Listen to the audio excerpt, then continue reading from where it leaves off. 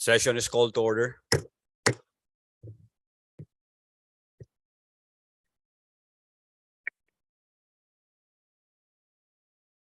May we request MP Sahi Ujja to lead us in the invocation? And please remain standing for the singing of the national anthem and the Bangsamoro hymn.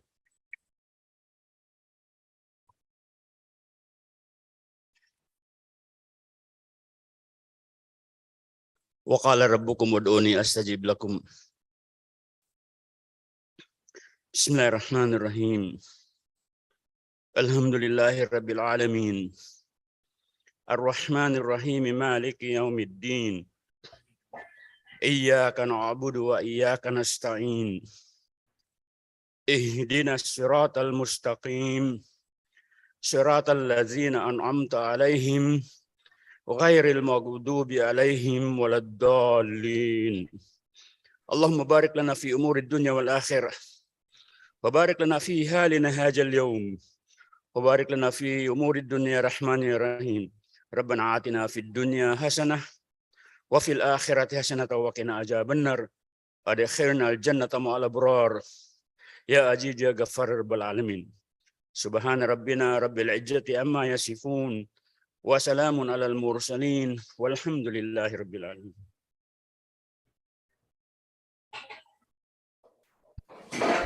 Babayan, ang pambansang awit ng Pilipinas.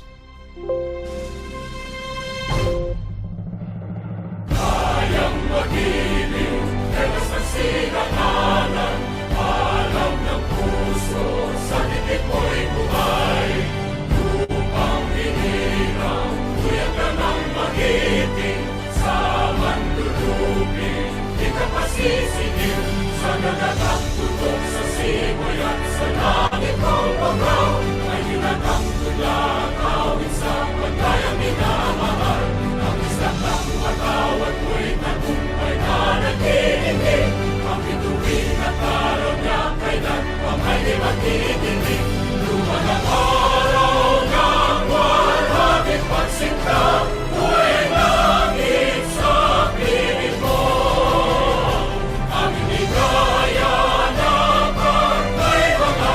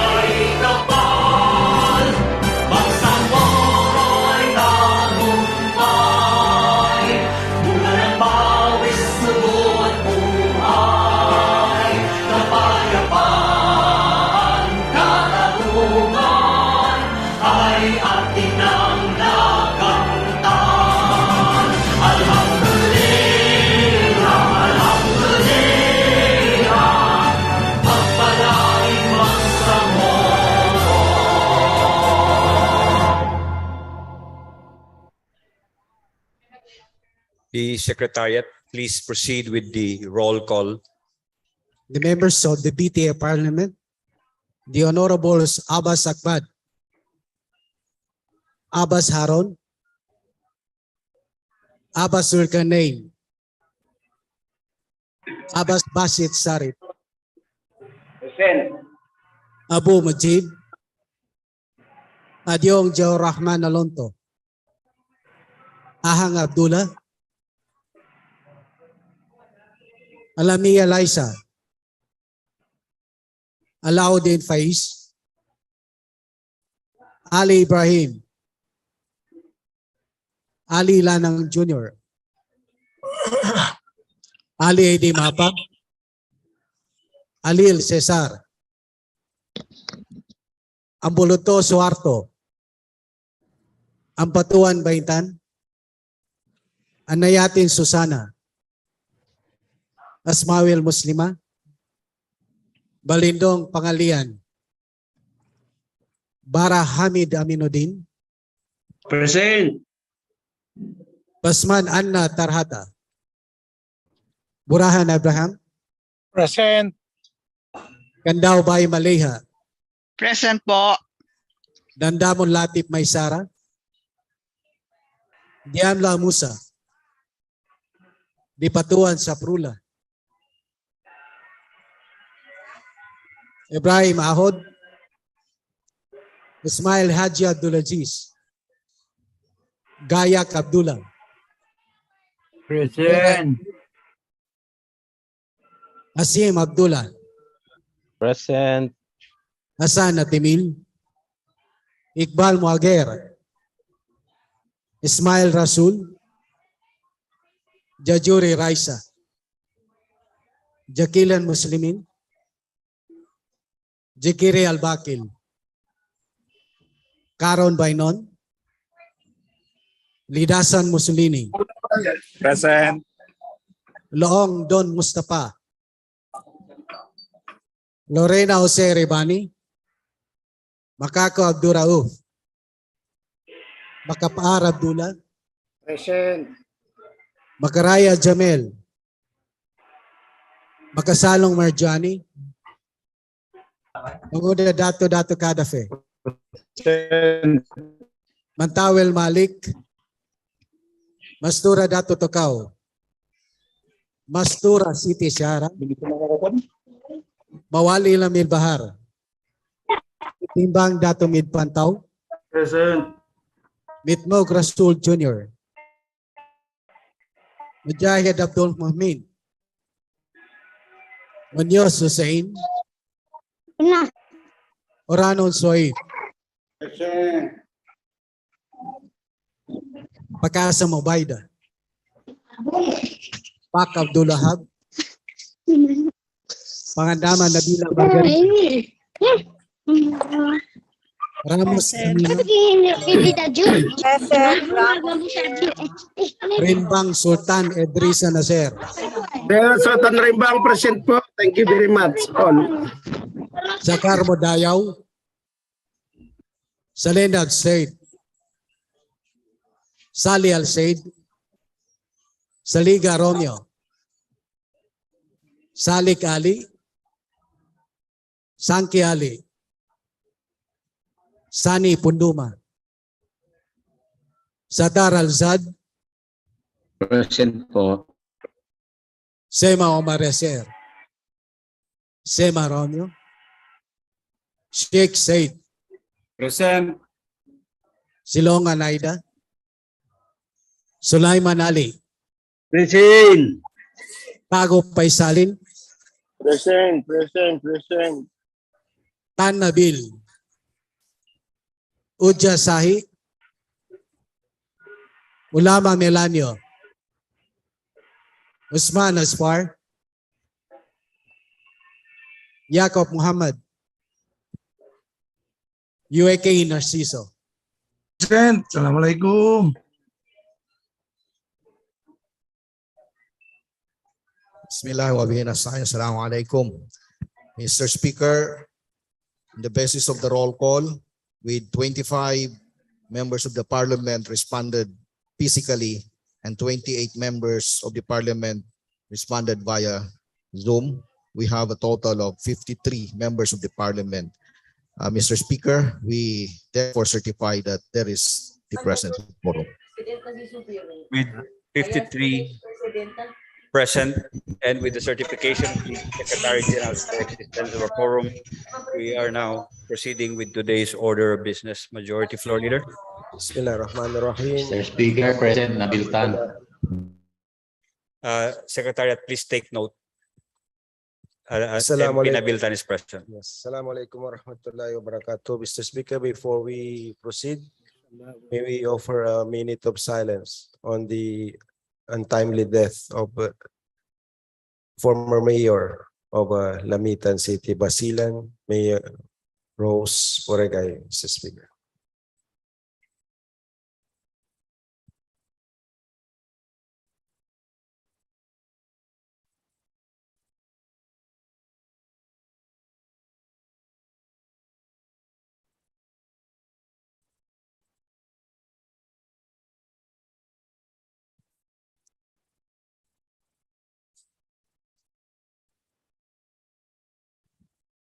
Yes, Mr. Speaker. Honorable Speaker of the Bangsamoro Transition Authority Parliament, Attorney Ali Pangalian Balindong, Honorable Deputy Speaker and Presiding Officer, Attorney Omar Sema, Honorable members of the Bangsamoro Transition Authority Parliament, Secretariat, guests, visitors, Assalamualaikum warahmatullahi wabarakatuh. Mr. Speaker, we are now on item number 6. Reading and approval of journal of the previous session. Journal number 65 of July 15, 2021 session. Mr. Speaker, I move to dispense with the reading of the journal of the previous session, and I further move for the approval of this, Mr. Speaker. Any second to the motions of the Majority Floor Leader? Second, the motion. Mr. Speaker. The reading and the reading of the previous journal is dispensed with, and the same time they are already approved. Mr. Speaker, we are now on item number 7, resolutions.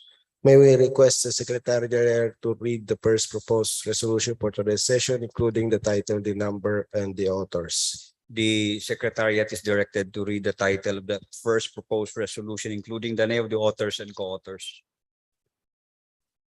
Proposed resolution number 782. Resolution urging the MBHTE to fast-track the appointment of qualified teachers within the Bangsamoro Autonomous Region in Muslim Mindanao.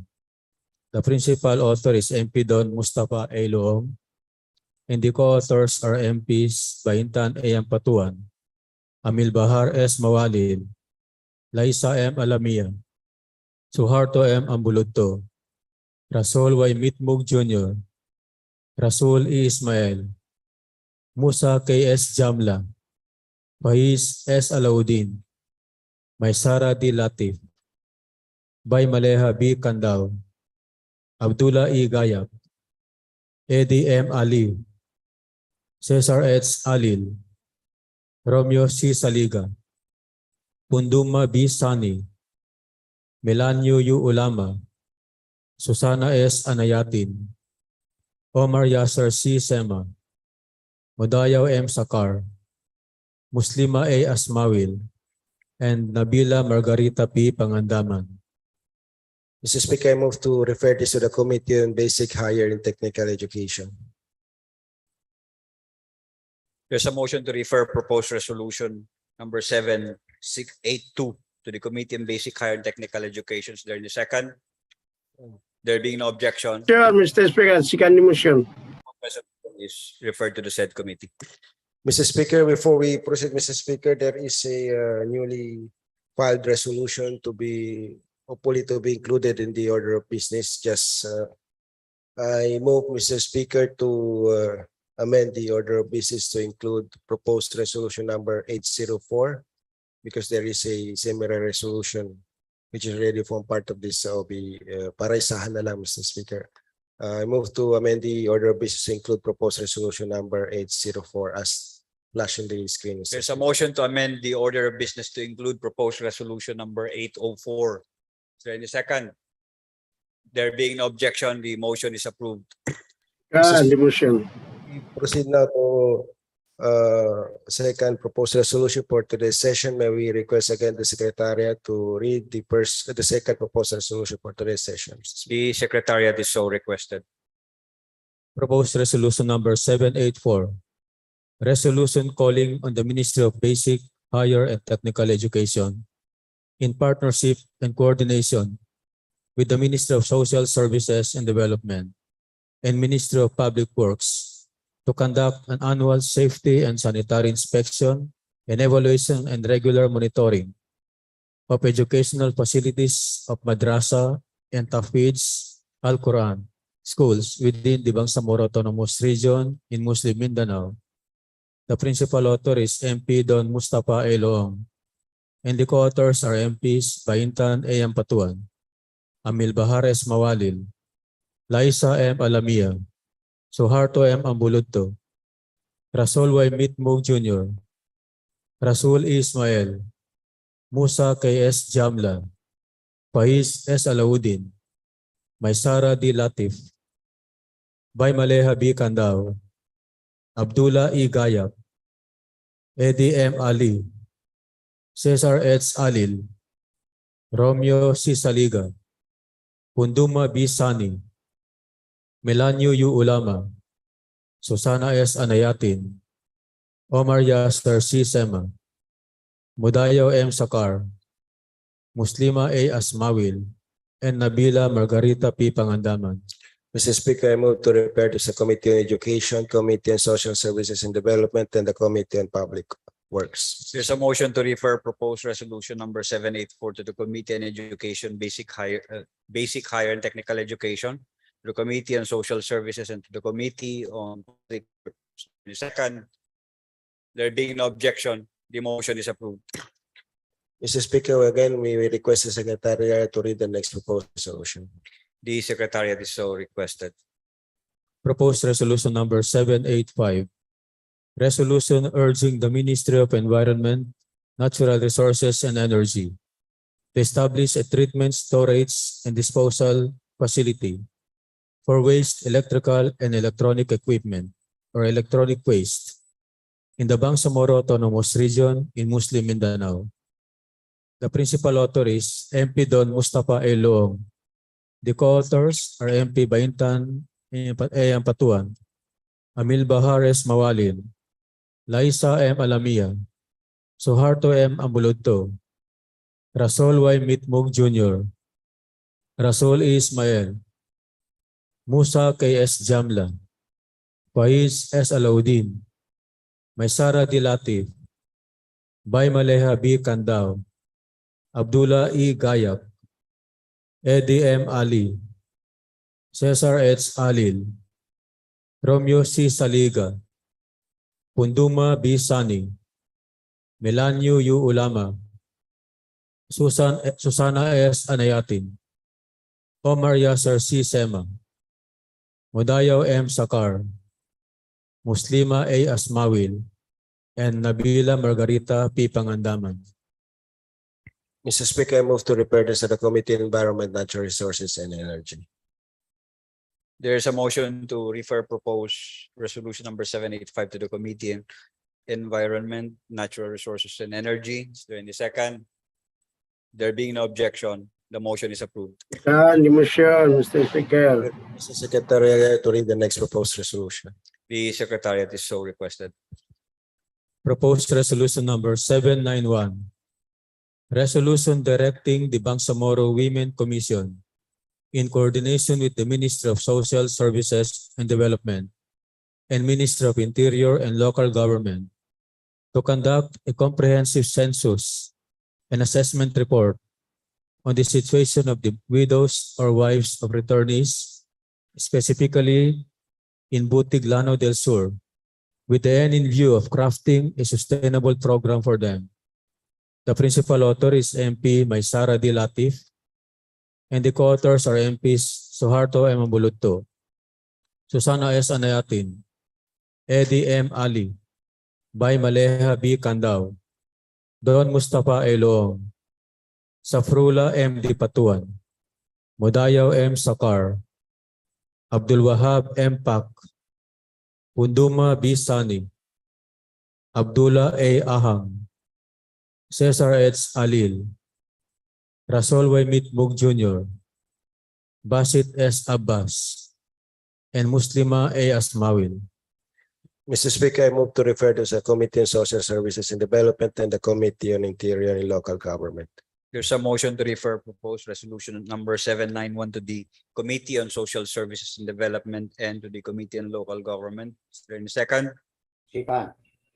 There being no objection, the motion is Again, Mr. Speaker, may we request the Secretary to read the next proposed resolution. the Secretariat is directed to read the title of the next proposed resolution, including the name of the authors and co-authors. Proposed resolution number 792. Resolution directing the proper ministries, including the Ministry of Basic, Higher and Technical Education and Ministry of Social Services and Development, to look into the status of Torils or indigenous boarding school in the BARM with the end in view of crafting measures to strengthen or create appropriate programs and providing funds therefore. The principal author is MP Maysara D. Latif, and the co-authors are MPs Suharto M. Ambuludto, Susana S. Anayatin, Eddie M. Ali, Bay Maleha B. Candao, Don Mustafa A. Loong, Safrula M. Dipatuan, Modayaw M. Sakar, Abdul Wahab M. Pak, Punduma B. Sani, Abdullah A. Ahang, Cesar H. Alil, Rasol Y. Mitmug Jr., Basit S. Abbas, and Muslima S. A. Asmawil. Mr. Speaker, I move to refer to the Committee on Basic, Higher and Technical Education and the Committee on Social Services and Development. There's a motion to refer proposed resolution number 792 to the Committee on Basic, Higher and Technical Education and to the Committee on Social Services and Development. Is there any second? There being no objection, the motion is approved. And Mr. Speaker, again, may we request the Secretary to read the next proposed resolution. The Secretariat is directed to read the title of the next proposed resolution, including the name of the authors and co-authors. Proposed resolution number 795. Resolution requesting the BARM government agencies to observe a respect for hijab policy in the conduct of government business, and requesting the Bangsamoro Human Rights Commission and Bangsamoro Women Commission to conduct advocacy building on the implementation of the hijab policy. The authors of this proposed resolution are MPs Aida M. Silongan, Ana Tarhata S. Basman, Ubaida C. Pakasem, Raisa H. Jajuri, Marjani S. Makasalong, and Bainon G. Caron. Mr. Speaker, I move to treat this as simple resolution and be transferred for the business of the day. second motion. There's a motion to treat proposed resolution number 795 as simple resolution be transferred to the business for the day. Is there any second? There being no objection, the motion is approved. Proposed resolution number 795 is transferred to the business for the day. Again, Mr. Speaker, may we request the Secretary to read the next proposed resolution. The Secretariat is directed to read the title of the next proposed resolution, including the name of the authors and co-authors. Proposed resolution number 796. Resolution requesting the Ministry of Health and local government units and hospitals to provide private spaces for Muslim women at public vaccination sites for their safety and protection, and deployment of women health service providers to attend to Muslim women during their vaccination. The authors of this proposed resolution are MPs Aida M. Silongan, Ana Tarhata S. Basman, Baida C. Pakasem, Raisa H. Jajuri, Marjani S. Makasalong, and Bainon G. Caron.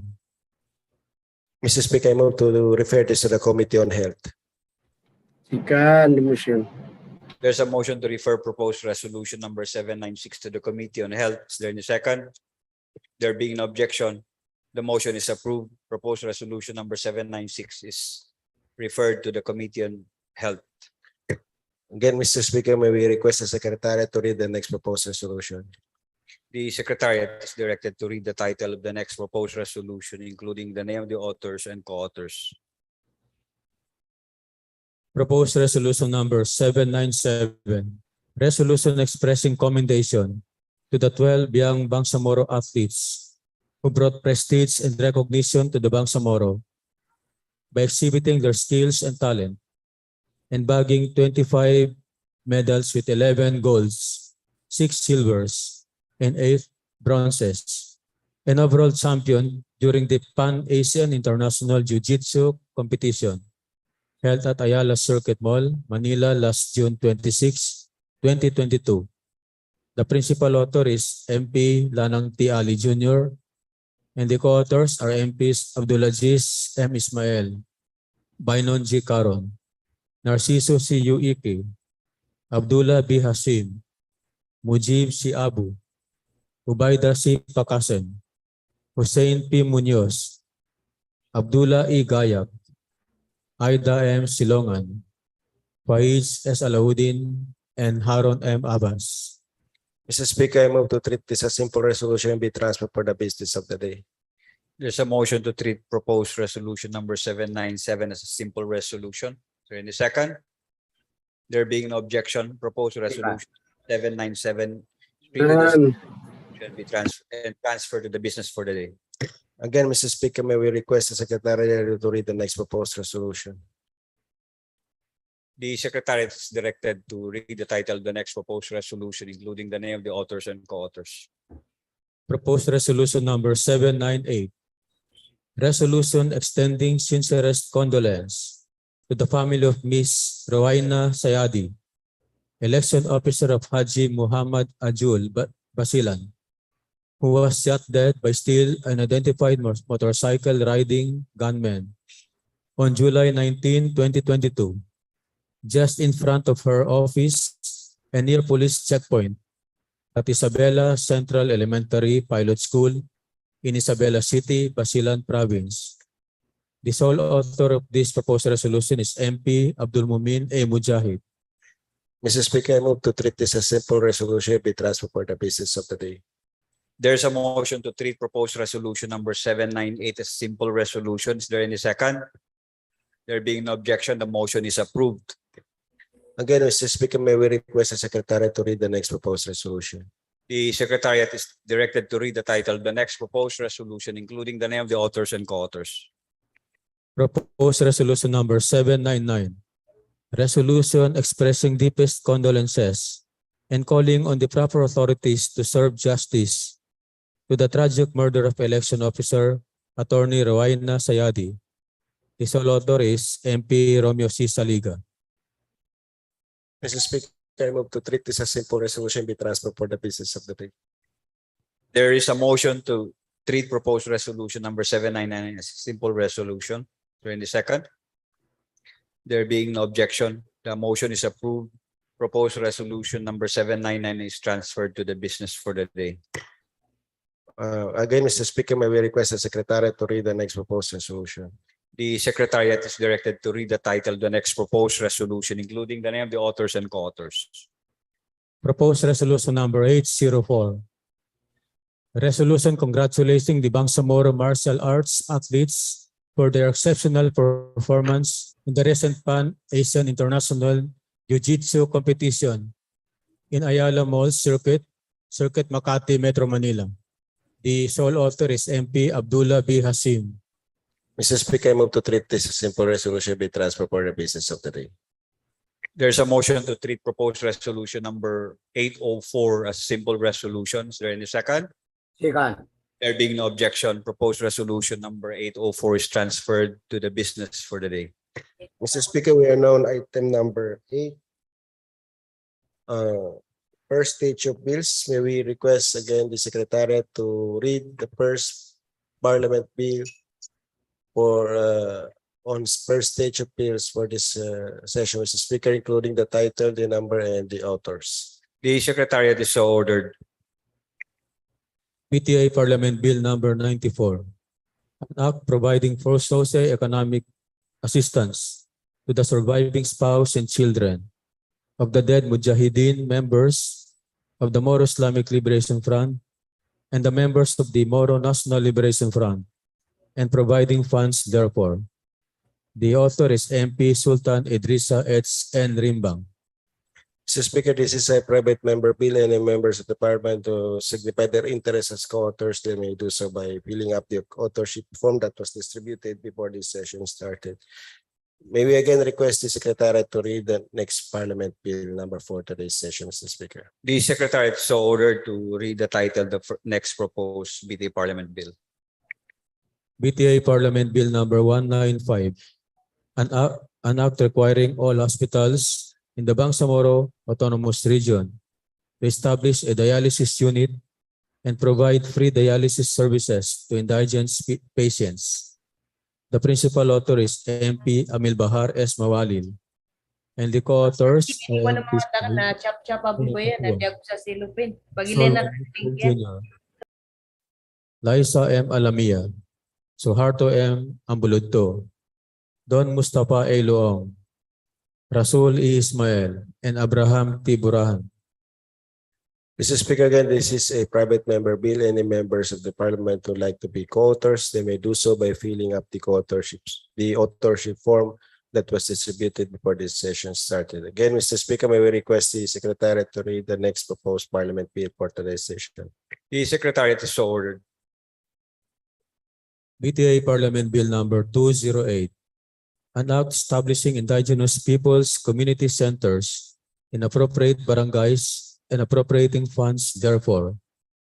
The principal author is MP Don Mustafa A. Loong, and the co-authors are MPs Bayintan A. Ampatuan, Amil Bahar S. Mawalil, Liza M. Alamia, Suharto M. Ambuludto, Rasul Y. Mitmug Jr., Rasul E. Ismail, Musa K. S. Jamla, Fahiz S. Alauddin, Maysara D. Latif, by Maleha B. Kandao, Abdullah E. Gayak, Eddie M. Ali, Cesar H. Alil, Punduma B. Sani, Melanio U. Ulama, Susana S. Anayatin, Omar Yasser C. Sema, Modayaw M. Sakar, Muslima A. Asmawil, and Nabila Margarita P. Pangandaman.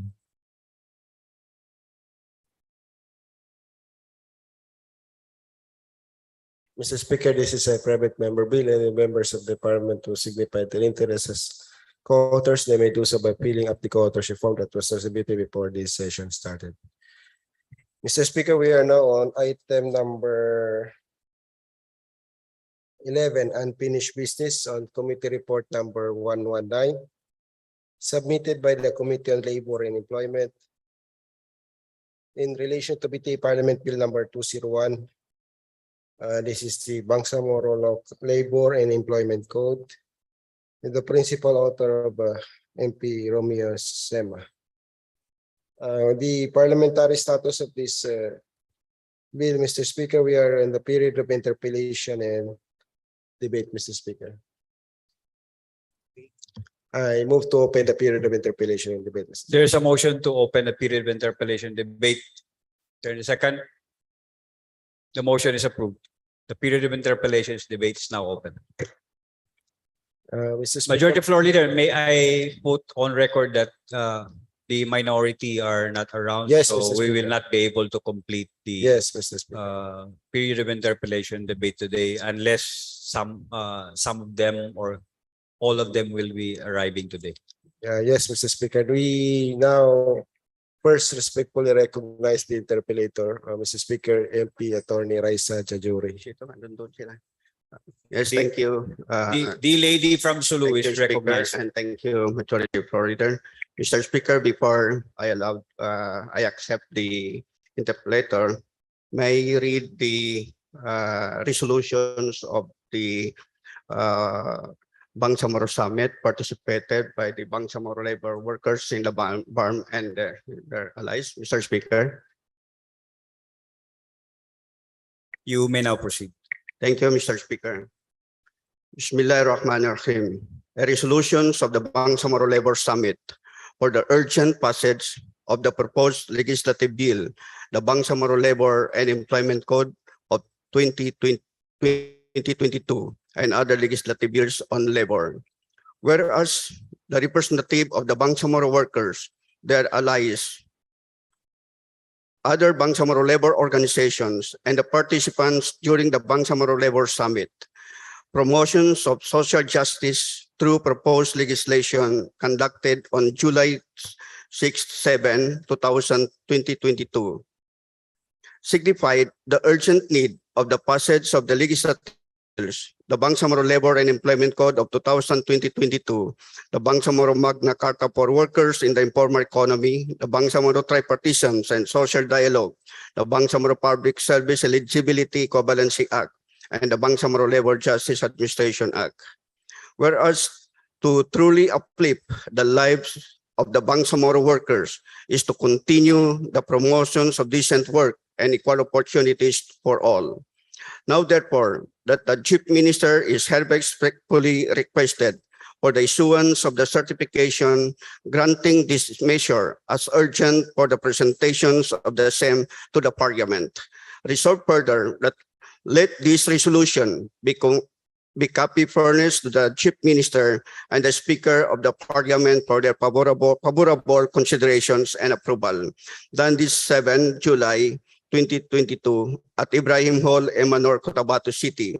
Signed, Union Workers Organization, Attorney Sani Matola, President, Federations of Free Workers, Mr. Sofreno M. Mataro, Regional Vice President, Associated Labor Unions, TUCP, Trade Union Congress of the Philippines, Mr. Felix V. Cabongas, Jr., National Public Workers Congress, Public, Mr. Johnny G. Balawag, Public Service Labor, Independent Corporation, a Confederation, Ms.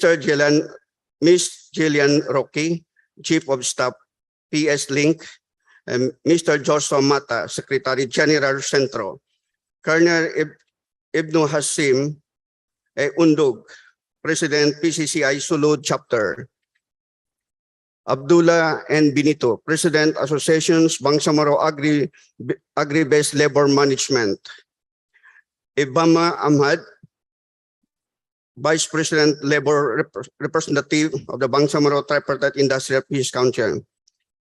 Thank you, Mr. Speaker. The interpellator, you may now proceed. Thank you, Mr. Speaker. Bismillahirrahmanirrahim. Assalamualaikum warahmatullahi ta'ala wabarakatuh. If the good gentleman, the principal author of Bill number 201 would allow me, I'd like to propound some questions, Mr. Speaker. Yes, most welcome po. Thank you, Mr. Speaker. At the outset, I'd just like to make it clear that the questions that will be asked are intended to improve, if there's still room for improvement, the bill, before we pass it into law. And I'd like to start with the more general questions, Mr. Speaker. The first of which is regarding the way that the bill refers to national laws. Specifically, Mr. Speaker, regarding penalties that are provided in these national laws. My question, Mr. Speaker, is whether the proponent is of the opinion that the Parliament cannot enact laws that have penal provisions. Because my observation, Mr. Speaker, is that this bill does not directly impose penalties, while there may be acts that are considered criminal in nature, meaning the commission of these acts will result to the filing or possible filing of criminal cases, or the violation of certain provisions will require the filing of cases that can result in the imposition of penalties, whether it's fine or imprisonment, but the provisions do not directly impose the penalties. Maybe know, Mr. Speaker, why that is the design in which the penalty provisions are worded or are included in the bill. Yes, Mr. Speaker, substantially followed by the national law, Mr. Speaker. My question, Mr. Speaker, is whether the proponent is of the opinion that the Parliament cannot directly enact laws that contain penal provisions. Because my concern is that when we make references to national laws, first, the message is that the authority that is already granted to us under the BOL, particularly in this case on the matter of labor, is not absolute or is not strong enough that we can actually state acts that will have penal consequences, penalties, criminal penalties. But we just make references to national laws.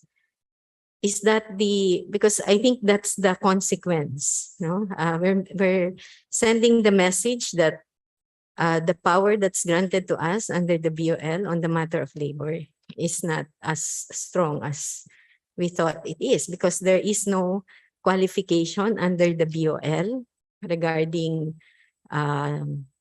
imposition of penalties. Mr. Speaker, but in the Labor Code of the Philippines, Mr. Speaker, specifically in the section 246, the penalty should unestablish violate any provisions of this code and implementing rules and regulation. The sanction provided under Presidential Decree number 442, otherwise known as Labor Code of the Philippines, or other related laws shall apply as the case may be. This is the from the Labor Code of the Philippines. Precisely my point, Mr. Speaker. Why can we not put in the bill the penalties, and we can even pattern that to the ones that are provided under PD 442. But if we just say that the penalty shall be as provided in PD 442, then it's not us that it's not the Parliament, it's not the Bangsamoro government that's imposing the penalty. We're throwing back the power to the national government. When you look at the BOL, and when it says that certain powers are already given to the Bangsamoro Autonomous Region, it did not make any qualification. It may cover all these matters, and we may put penal provisions on laws that we pass in relation to these matters. So that's my observation, Mr. Speaker, because I think we are diminishing the powers that are already granted to us under the BOL when we make references to national laws and not directly imposing the penalties through the laws that we pass. I am in aboard, Mr. Speaker. During the period of amendments, I hope the good MP, Attorney Raisa, can propose for the amendment, Mr. Speaker. May I cut in? On that point, if we specifically put the penalty there as an act of the Parliament, then there will be a need to consult with the Department of Justice on that matter, because they are the ones that are prosecuting these kinds of cases. Well, Mr. Speaker, may I give my opinion on that? I think the BOL already said that we can enact laws. And many of the matters that are provided in the BOL, the enumeration of the powers of the autonomous region, there is no qualification on the issue of imposition of penalties. Maybe we can dialogue with prosecutors particularly those who are stationed in the BARM, because then they would have to be familiar with the laws that we pass. But I don't think we have to get their consent or their approval, since the BOL has already been, it's clear that these are our powers. But we can dialogue with them so that when they prosecute cases that involve the the violation of laws passed by the Parliament, they are familiar with these laws. Yeah, that's precisely the point. We need to consult with them. However, there is also a need to consult with the courts, because are we not expanding the jurisdiction of the courts on this matter? I think especially if it's specific acts pertaining to matters that are already provided in the BOL as powers of the Parliament, and we exercise that power through laws, through legislation passed by the Parliament. I do not think we are expanding the jurisdiction of courts, Mr. Speaker. Anyway, my point is, and maybe this is not just for the labor code. This is for all other pieces of legislation that the Parliament may want to enact in the exercise of powers granted to it by the Bangsamoro Organic Law. In under the local government code, LGUs also have the power to enact laws that have penal provisions, but there is a limit provided based on the level of the local government. In our case, there is no limit. There is none that's provided in the BOL. So it's and I would not interpret it to say that, and therefore you cannot pass laws that have penal provisions, because how do we ensure protection, for example, of women, for example, which is one of the powers provided under the BOL, if we are not able to put some teeth in the laws that we pass to protect women, for example. You may continue with your interpellation.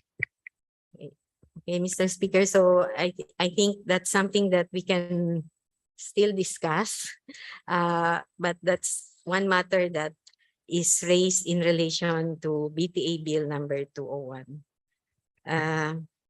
May I now go, Mr. Speaker, to the title, which makes specific mention of sections 11, 18, and 19 of Bangsamoro Autonomy Act number 13, which is the administrative code of the Bangsamoro.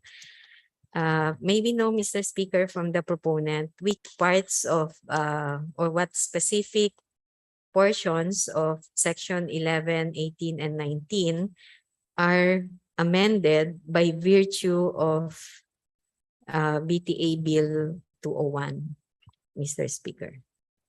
Yes, Mr. Speaker. Yes, Mr. Speaker, the proposed amendment on the proposed amendment, the specific provisions or sections of the Bangsamoro Autonomy Act number 13, the section 11, 18, and 19. Section 11, Mr. Speaker, provides the functions of Bureau of Labor Relations and Standard. The section 241 of the BLIC amended this because the functions of the BRS or the Bangsamoro Bureau of Labor Relations and Standard was given to the Conciliations and Mediation Board, specifically for conciliations and mediation, Mr. Speaker, the section 11. And section 18, Mr. Speaker, provides for the functions of the Bangsamoro Tripartite Wages and Productivity Board. And section 19 is the compositions of the Bangsamoro Tripartite Wage Productivity Board, which is amended by the BLIC or the Bangsamoro Labor and Employment Code by creating the Bangsamoro Tripartite Wages and Productivity Commission. and its sub-regional board, Mr. Speaker. So that is the proposed amendment of the Bangsamoro Bangsamoro Autonomy Act number 13. So, Mr. Speaker, just to be clarified, so Section 11 is amended because under the proposed bill, all the powers that are enumerated under that provision of BAA 13 are now with the Bangsamoro Conciliation and Mediation Board. So all of the powers. Yes, Mr. Speaker. Will there be powers left to the BLRS? There's, Mr. Speaker, only the powers regarding on the conciliations and mediations of the Bureau of Labor Relations and Standard, Mr. Speaker. Because the structure, Mr. Speaker, the Bureau of Labor and Reconciliations, so meron tayong division. One divisions of that bureau is the conciliations and mediation. So those powers of the labor conciliations and mediations is now napunta po dito sa included in the powers and functions of the conciliations and mediation board.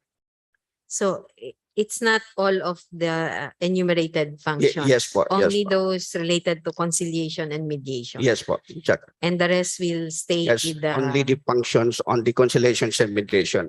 Okay. With respect to the Bangsamoro Tripartite Wages and Productivity Board, I did not get what the amendments are. The amendment, Mr. Speaker, we changed the board to commission because in the Commission. current structure, Mr. Speaker, the national tripartite wage productivity board in national is the commission. Then the regional is the board. So we in the Bangsamoro Autonomous Government, if we are not administrative autonomous government, we are political autonomous government. So we liberated the counterpart of the national commission is the Bangsamoro Tripartite Wage and Productivity Commission. Is exactly the counterpart. Now we have three sub-regional board: the Southwestern Mindanao region and North Central Mindanao region and Central Mindanao region. We have three board to equivalent as regional tripartite wage, Mr. Speaker. Anyway, we can go through these specific powers of the commission in the succeeding provisions. Yes po. Mr. Speaker, can I proceed now to Section 5? If I compare Section 5, Mr. Speaker, with the counterpart provision of PD 442, which is the National Labor Code, there is a difference in language. While we say that any doubt in the implementation and interpretation of the provisions of this code shall be liberally construed in favor of labor in the proposed bill. In the National Labor Code, it says that any doubt shall be resolved in favor of labor. Is there any significance in the change of language, Mr. Speaker? Mr. Speaker, actually this is substantially the same provision. Just paraphrase, the words liberal construed. The words liberal construed is usually the term used by the jurisprudence in interpreting these provisions of law, Mr. Speaker. So there is no diminution or Yes po, Mr. lessening of the... Yes, only paraphrasing. Mr. Speaker. Okay, because if you say it's resolved in favor of labor, I think it's clearer that there is a resolution in favor of labor, while the other one is just a construction. Yeah. Anyway, we'll just leave that as is. Can I proceed now, Mr. Speaker, to Section 7, which is the Statement of Objectives under Book 1, Pre-Employment. I'd just like to ask about paragraph C, because it talks about the free choice of employment that should be enjoyed by every Bangsamoro. Now, my question, Mr. Speaker, is we might be asked whether this right or this free choice is only reserved for those who ascribe to the Bangsamoro identity, or are we saying that those who are residents of the Bangsamoro Autonomous Region will have the same enjoyment of this right? So there too, Mr. Speaker, from and within the Bangsamoro, Mr. Speaker. But does that include those who may be in the Bangsamoro Autonomous Region, but who may not ascribe to the Bangsamoro identity?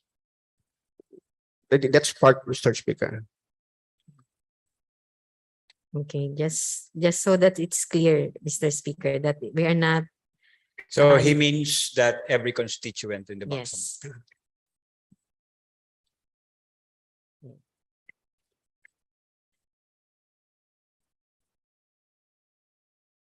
Mr. Speaker, I'd like to go to section 13 in the definition of terms, and then it also goes to other provisions after this specific section.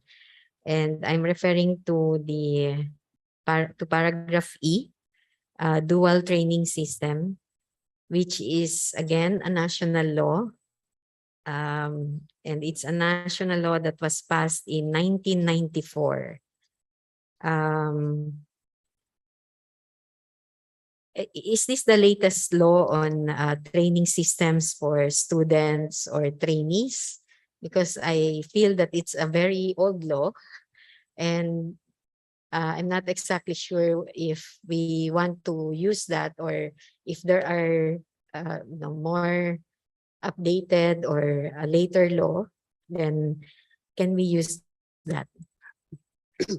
Yes, I'm welcome for being the period, Mr. Speaker. Actually, this door training system is taken directly to the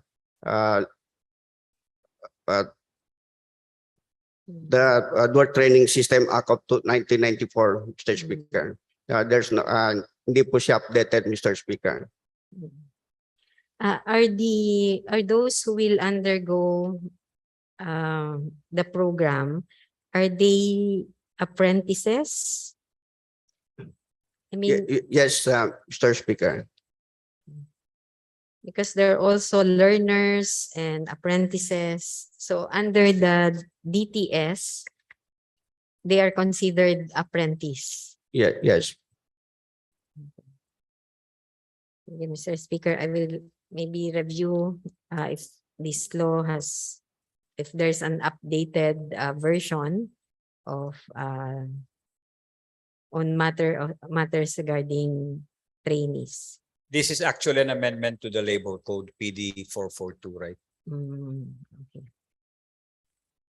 So in section 15, Mr. Speaker, the proposal is that apprentices shall be provided with compensation amounting to 75% of the minimum wage.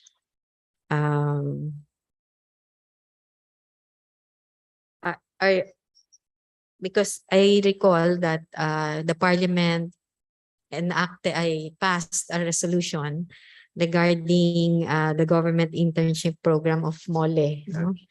Where we were asked as ministries and other agencies of the Bangsamoro government that received these interns coming from MOLE to pay for the remaining 25%. I guess the idea is to help interns receive the full amount, no? Considering that many of them may not have enough resources for transportation, for food during the internship program. But in the apprenticeship agreement, it's still 75%. Yes, 75%. And the host, Twe- well, 25%. the 25% will remain unpaid. Yeah. No? From the host office po.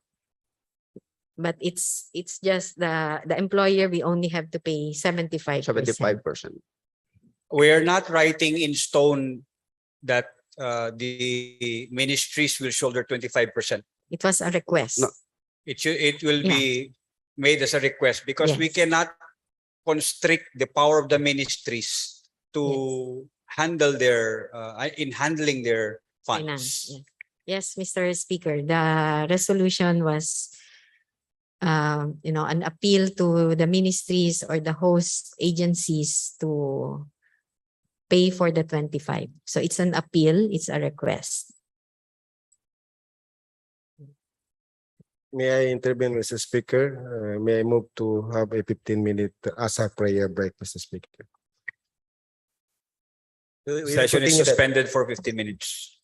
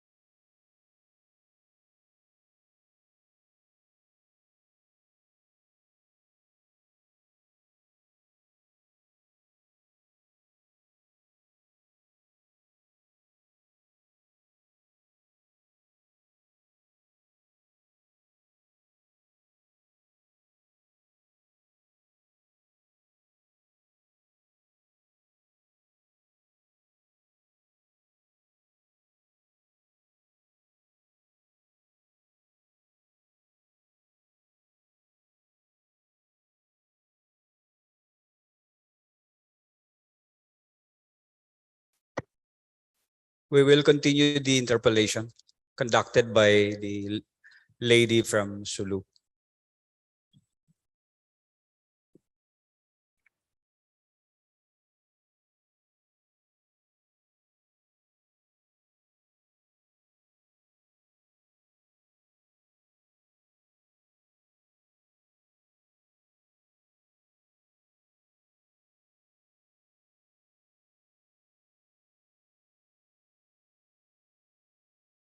Thank you, Mr. Speaker.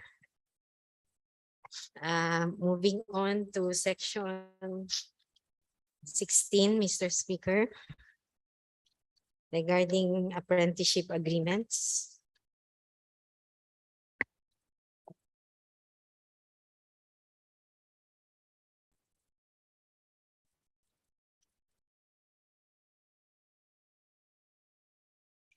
Mr. Speaker, the section talks about apprenticeship committees, tripartite apprenticeship committees, which I do not find in other sections, meaning there is not much that is said about these apprenticeship committees.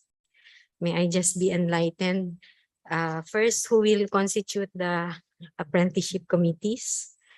At what level will these committees be constituted?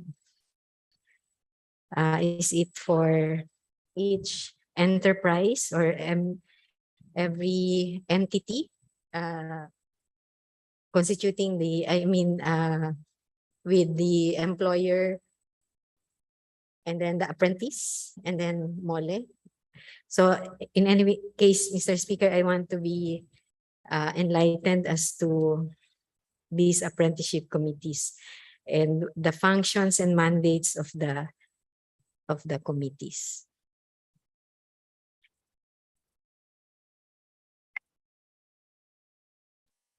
Yes, Mr. Speaker. Actually, the apprenticeships committee, the tripartite apprenticeships committee, is to be constituted by the Ministry of Labor and Employment, of course, with the presentations by the industry organizations or civic group. So it's to be constituted at the level of the industry? Yes, Mr. Speaker. So it's not for each employer? Because here the task of the apprenticeship committee is to ratify the apprenticeship agreement.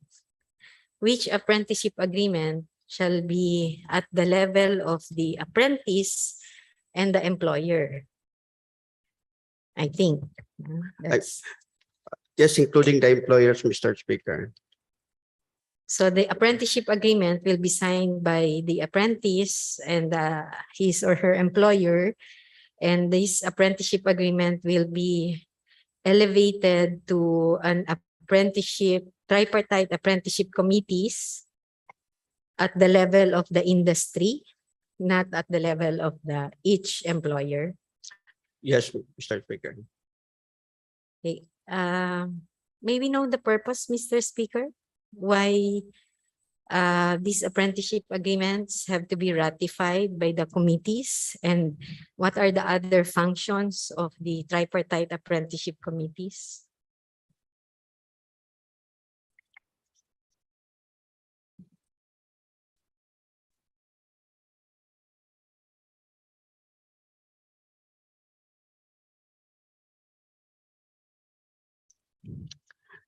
Yes, the function, Mr. Speaker, of the apprenticeship committee, of course, to decide on the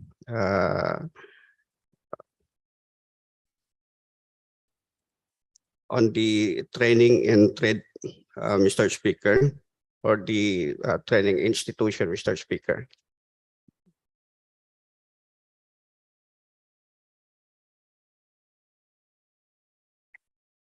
So it's about the standards, to check whether the apprenticeship agreements are in accordance with the labor code.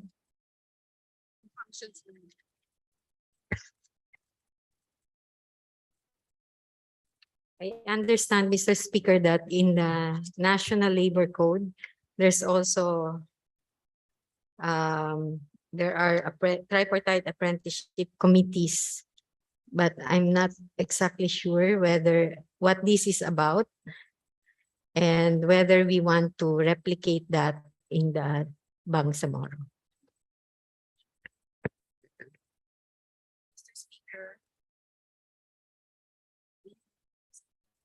Mr. Speaker.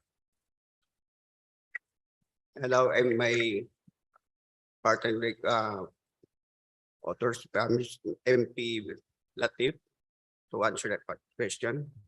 Yeah, the lady from Tugayalan is recognized. Thank you very much, Mr. Speaker. In section 21, Mr. Speaker, the apprenticeship program, Mr. Speaker, is a voluntary program that will be undertaken by the employer or accredited entity. So there is a so-called apprenticeship schemes or programs that will be organized or sponsored by every employer or firm or any association or even a civic organization that will conduct training of apprentices, Mr. Speaker. So the apprentices is entirely within the Ministry of Labor and Employment MOLE Training Center. That is stated in section 17, Mr. Speaker, that it is really the MOLE who shall provide the institutional framework for that.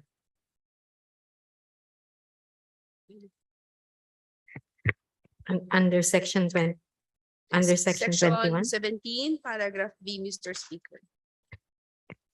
Section 17. But I think that's not responsive to the question of the interpellator on the composition and the purpose of the ratification of the apprenticeship agreement.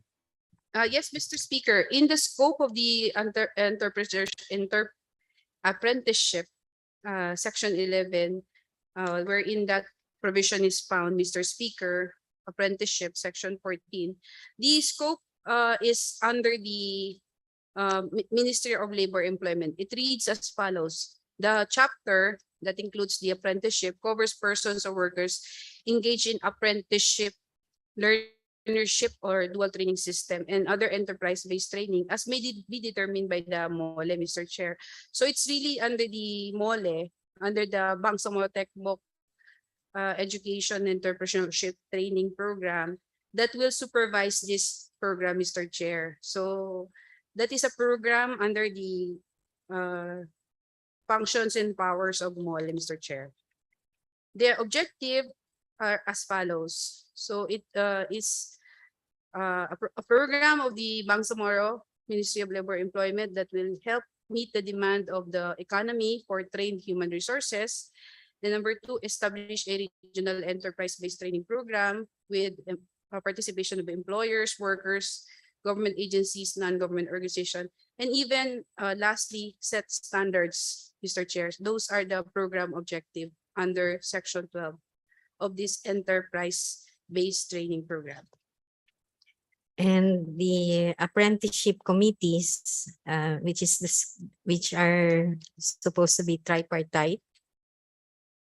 What is the role of the tripartite committees aside from ratifying the apprenticeship agreements? If the MOLE is the one that's going to be... Mr. Chair, may we ask the interpellator what section? It's in section 15, the last paragraph.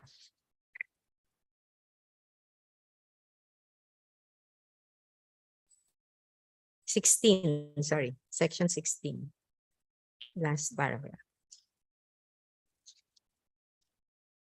Yes, Mr. Chair, it's the tripartite apprenticeship committees to be constituted by the MOLE. Meaning, Mr. Chair, it's the MOLE who will constitute the tripartite apprenticeship committee. To be, why is it called tripartite? Tripartite in the International Labor Organization standards, Mr. Chair, is the number 1, labor, management or the owners, and the worker. So in the International Labor Convention, Mr. Chair, we call it tripartite. It's no longer feasible to just have dual, like employer and employee. It has to involve the government. And when we say labor, is it the apprentice? Yes, Mr. Chair, the tripartite organization, the tripartite Nature. committee, Mhm. apprenticeship committee involves the following, Mr. Chair. So it can be the learner, the apprentice, the government in this respect, the MOLE, and then the firm or the establishment or the sponsoring firm or the employer. Not really employer, Mr. Chair, but the sponsoring entity, because he's not yet an employee technically. He's just a learner or apprentice. There's no contract of service yet. There's no contractual obligation yet. There's no labor. Employer-employee relation Yeah, yet. employer-employee It's just an relation. apprentice. My question here is, I did not find in the enumeration what is the constitution of the committees. Mr. Chair, the committee can be What section? in the section 6, the interpolator in the period of amendment, they can actually introduce amendment for this so that it will be more defined. But we would like to ask the proponents, what is the wisdom in including that in section 16? What is the concept of the tripartite apprenticeship committees? While there is no employer-employee relationship, well, first it is defined, it is characterized as being tripartite. So there should be three parties.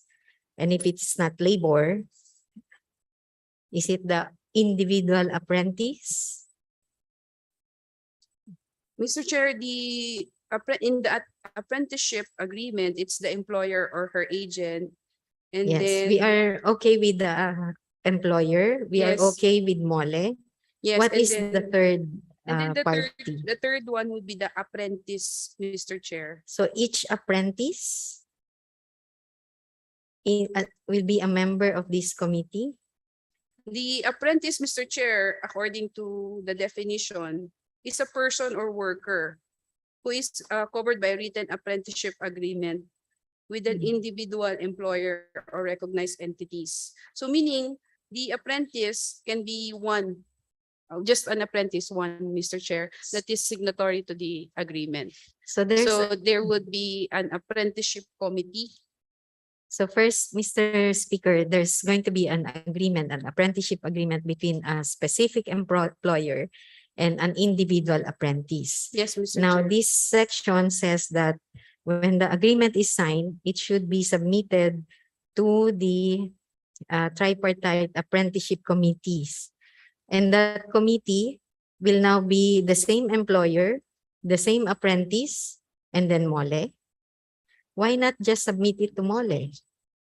Mr. Chair, I believe that you are correct. The interpolator is correct that maybe the third in the tripartite would be an organization. And that would be a labor organization? Apprentice organization, probably. I think that's in regular cases, in labor cases, the apprenticeship, the tripartite committee involves the labor organization, as far as I remember. Yes, Mr. Chair, maybe So that. is that it can be an constituted, amendment. Mr. Speaker, at the level of the employer, section? meaning that I think entity? it's at the level of the employer. If there is no labor organization in Then- that, but in that specific establishment, because some areas do not have organized Yes. labor. But if we raise it to a level of the industry, then I think there will be more chances of having labor organizations. Yes, Mr. Chair, we submit. So it could be. Can you forego first that interpellation on that matter, because that's quite cloudy in that area. Maybe the proponents will have to review that first. Okay. Okay, Mr. Speaker. We go now to section 19, and this is the aptitude test. Ikaw na muna, kunin ko lang yung basahin. So there will be, I guess it will be a competitive process so that applicants will have to be subjected to an aptitude test. Will it be a uniform test for all establishments intending to have apprenticeship programs?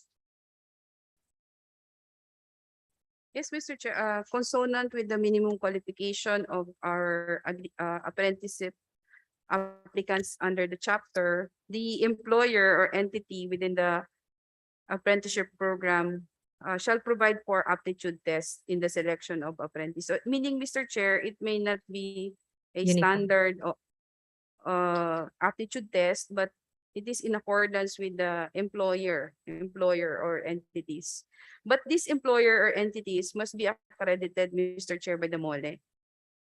So meaning if they undergo accreditation, that also involves the testing. So Yeah, may I butt in? Because Yes, the issue of apprenticeship is somehow being used to circumvent labor laws on minimum wage, especially in employers which have no labor organization, because you would see that an apprentice would be paid 75% of the minimum wage, and that's one way they can circumvent. So I think the issue of apprenticeship should be strictly construed in favor of labor. No, you look at the angle on that. And I guess under section 15, there would be rules issued by the Ministry of Labor. Not only, I guess it says here about the wage rates, but maybe apprenticeships as a whole, so that it cannot be used to circumvent the rights of workers. But there is no process, and this is a question, Mr. Speaker, as to whether a position is apprenticeable or is there. meaning, Mr. Chair, this is under the Title I under Tech Book and Entrepreneurship Training, meaning these are the what we call on-the-job training, OJTs.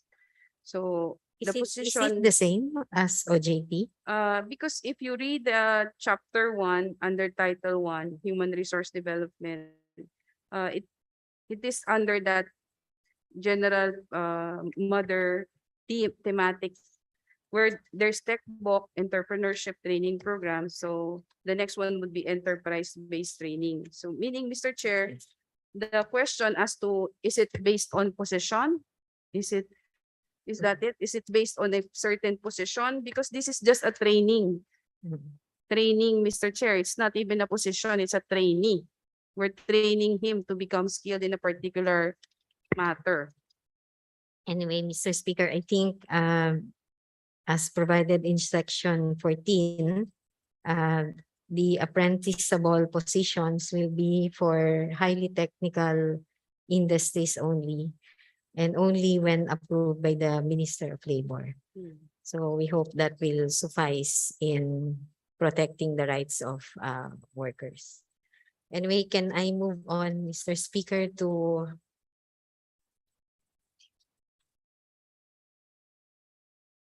section 20? And maybe other sections are also relevant because it talks of these sections talk about Ministry of Labor and Employment training centers or accredited training institution. May we know if there are already training centers, MOLE training centers, or even training institutions that are accredited by MOLE? Currently, Mr. Speaker, is wala pa tayo kwan accredited training center of the Ministry of Labor and Employment. But that is within the powers of Yes. MOLE, not only to accredit, but also to establish training centers. Yes, but to properly coordinated with the MBHT test po. because that is my question, how different will it be from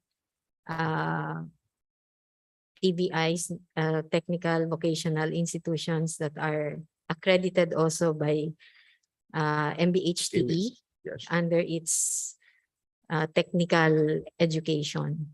yes po. So I think we should be ready with, how different it will be from MBHTE training centers or accredited training centers by MBHTE. If Mole has an answer now, that would help us in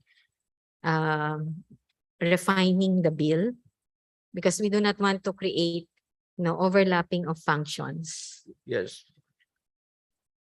Do you have any concept on how different it is right now, or how do you intend to have a different set of training institutions that is different from those under MBHTE? But in the section, yeah, yeah. Okay. Mr. Chair, may I answer, because I'm also a principal co-author.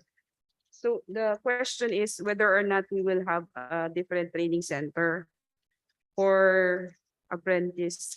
Under section 10 of the same bill. Just to be clear, Mr. Speaker, it's not just for the apprentice. I think the reference to MOLE training centers is found in several provisions of the law.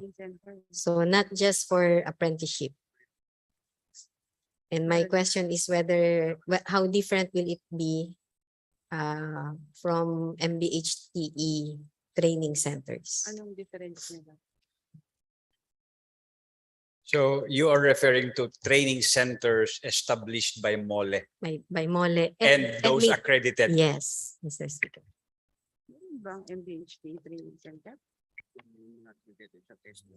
I think the question can be answered by yes or no if there are if there is already a labor training center from MOLE or any accredited labor training centers. Yes or no lang yung answers diyan. I think the proponent answered that there is none at the moment. But if the intention is to establish them, I think we need to justify and find the difference, if there is, between those that will be established under MOLE and those that are either established or will be established by MBHTE. Yes, Mr. Speaker, the Ministry of Labor and Employment, we can formulate or establish on at Mr. Speaker in the future, near future po. Well, I did not really get the answer, but that is just my concern. So that when we finalize the bill, we have to be sure that we do not, create overlapping functions and create confusion. Yeah, may I suggest to the Secretariat to properly record the interpellation, because there are still matters that need to be clarified.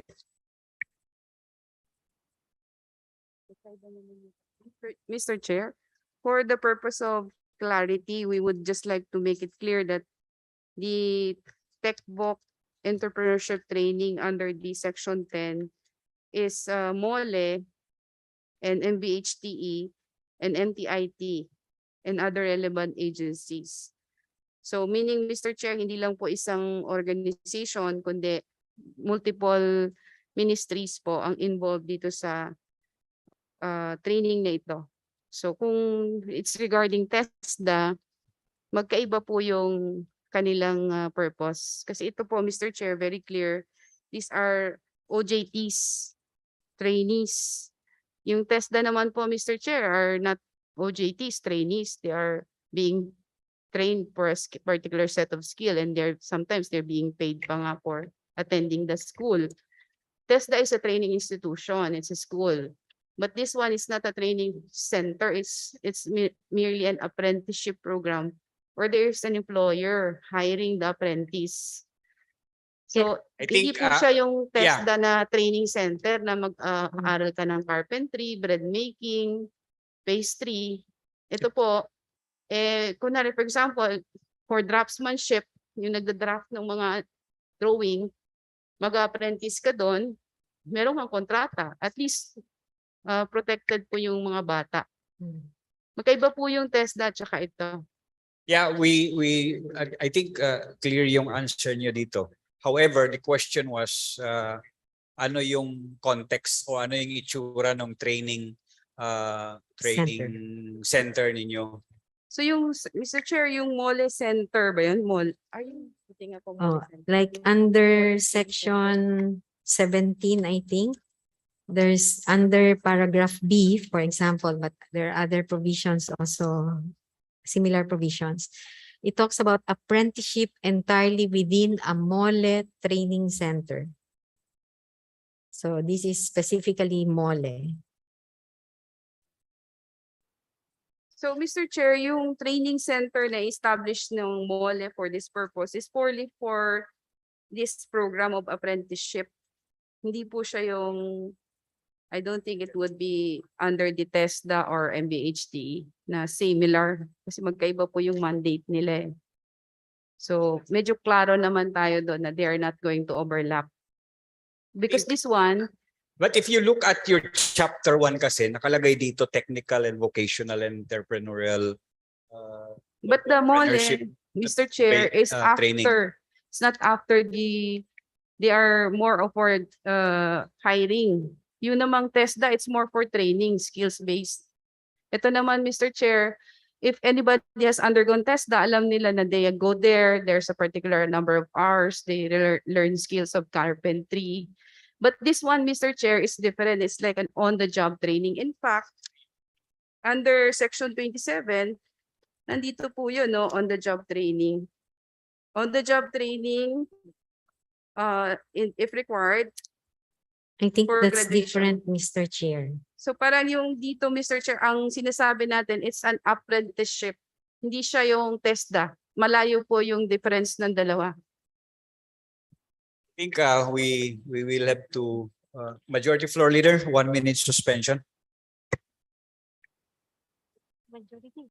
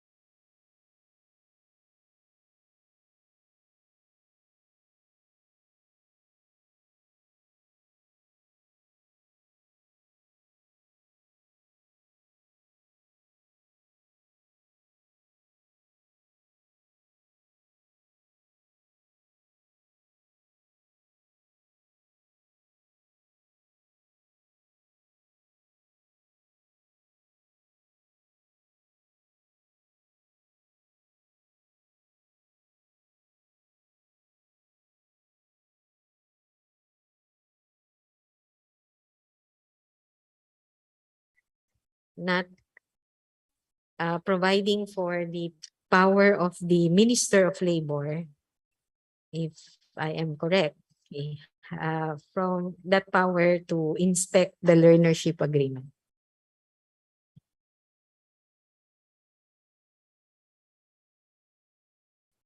What section? 23, Mr. Speaker.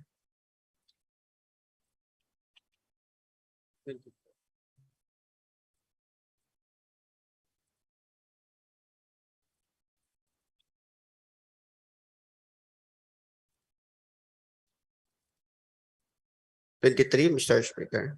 Yes, Mr. Speaker.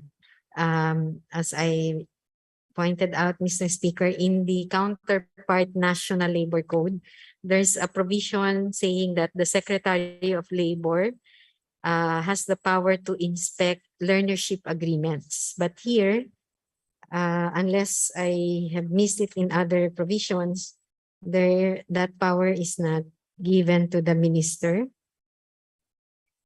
Is that correct?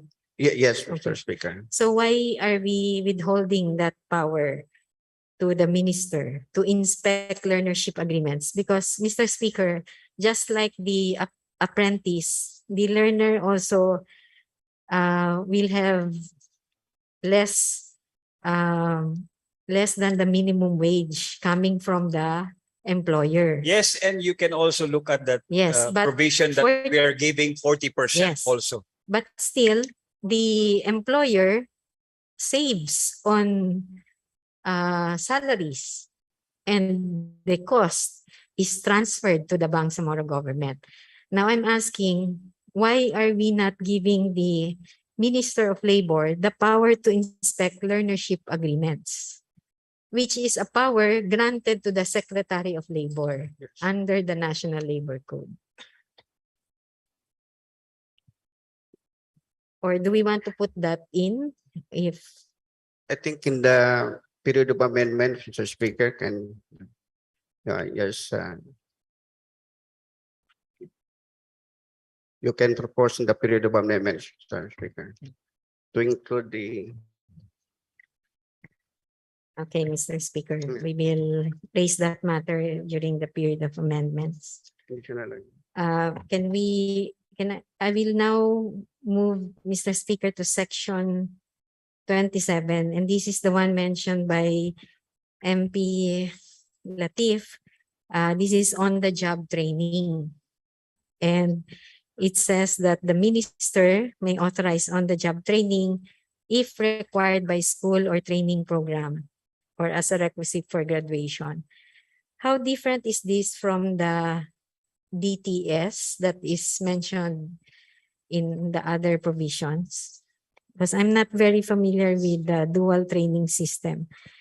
What I understand is that it's dual because the school is involved and also the establishment is involved.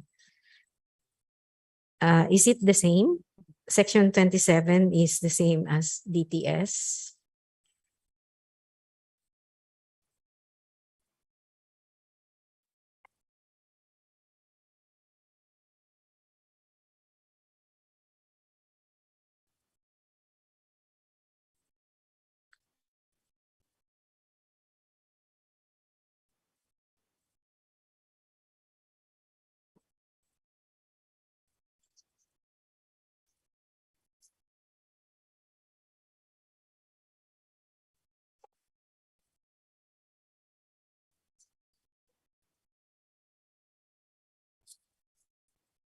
Mr. Chair, the DTS as defined in this bill is as follows. It refers to instructional delivery system of technical and vocational education training that combines in-plant training, in-school training based on a training plan designed collaboratively and implemented by an accredited dual system educational institution training center.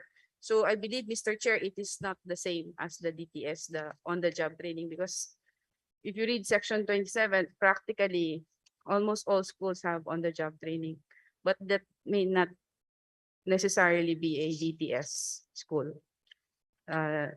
dual training systems ko.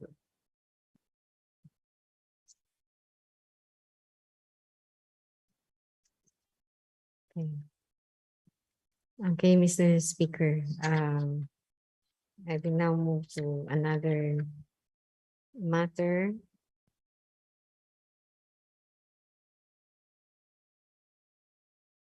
And this is on section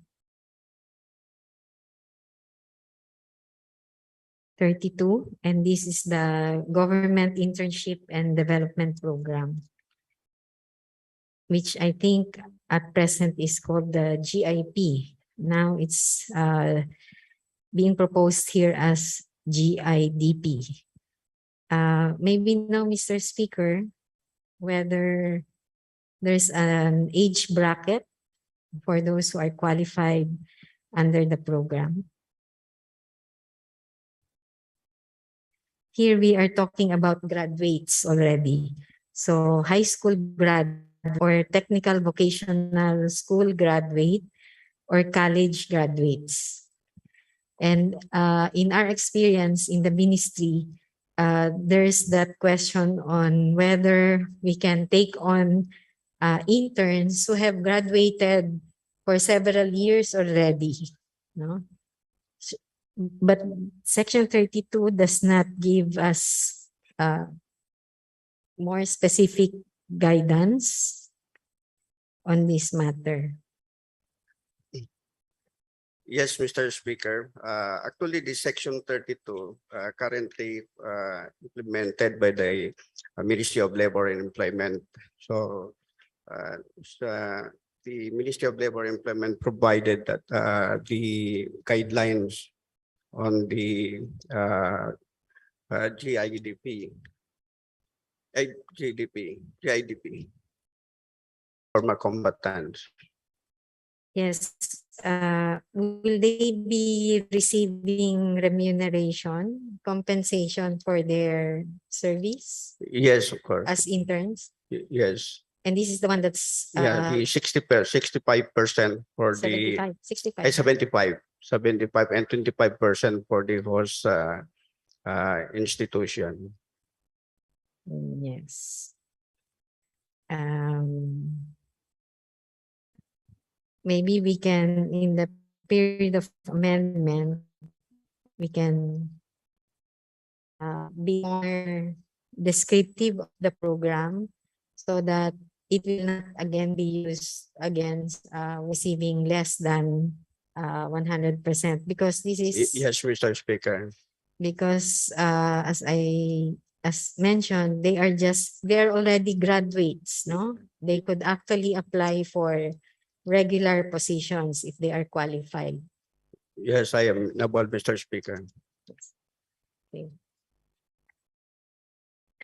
May I now go, Mr. Speaker, to section 34, and this is on the matter of Public Employment Service Office, or the pesos. So the pesos are under section 34, will be under the office of the governor, city, or municipal mayor. But the same provision says that they are linked to MOLE. How are they linked to MOLE, Mr. Speaker, if they are under the governor, city, or municipal mayor? Actually, the role of the Ministry of Labor and Employment is only technical supervision, Mr. Speaker. So these pesos are offices under the LGU. Yes, po. And they are run and funded by the LGU. Yes, po. The ministry provides technical support to the staff Yes, po. for the implementation of the programs. Yes, po.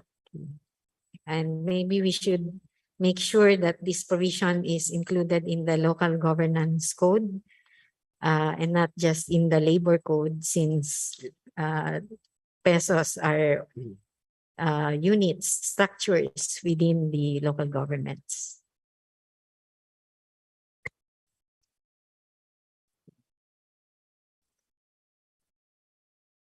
Now I will go to public sector workers under Title 14. Section 48, Mr. Speaker. And this is on the matter of contract of service and job orders. Section 48 provides that the right of consultants or those hired under contract of service or job order arrangements engaged by government agencies, offices or agencies within the BARM to self-organization, to collectively negotiate, and so forth. My question, Mr. Speaker, is on the matter of the right to collectively negotiate and to self-organization. Because at present, there is no employer-employee relationship in contract of service arrangements. Is this provision espousing the same arrangement? Or is it introducing a new set of rights? Introducing a new vision, Mr. Speaker. This is already a matter decided by the Supreme Court that there's no employer. If there is no employer-employee relationship, you cannot organize. Maybe the proponents can give light on this new innovation, this innovative provision, granting job orders and contract of service workers the right to self-organization and to collectively negotiate. Maybe they can explain, Mr. Speaker. Yes, on this provision, Mr. Speaker, currently, nakita po natin na our employers, employees relationship, our contract of service, the job orders, and memorandum of agreement. So, kung titignan natin, Mr. Speaker, itong mga personal nito, itong mga employees natin, ito is sila yung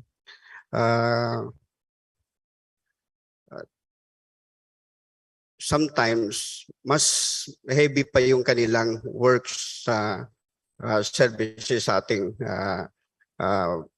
for example in the our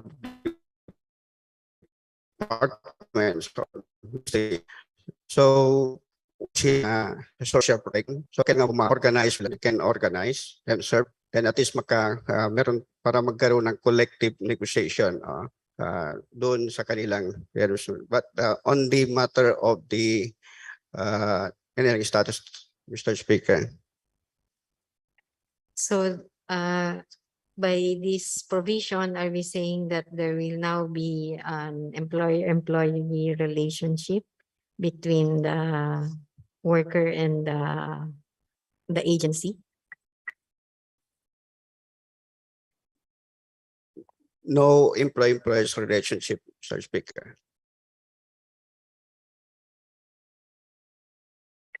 But they will I think that's a matter that has been answered. You can proceed with other question. We will just have to clarify this. Okay. One other matter, Mr. Speaker, on this provision provided in this section is the right to collectively negotiate. Is it the same as collective bargaining? Will there be if the negotiation is successful, will there be a collective bargaining agreement between the workers and the agency? Yes, Mr. Speaker. What about other rights here, like concerted activities? Will that include the right to strike?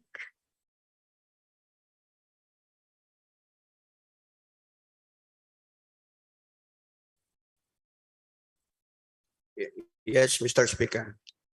On the flip side of the rights of workers to strike, there's the right of the employer to lock down will that also be available to the employer in relation to when there's that relationship now with the employees, Yes, Mr. Speaker. with the workers?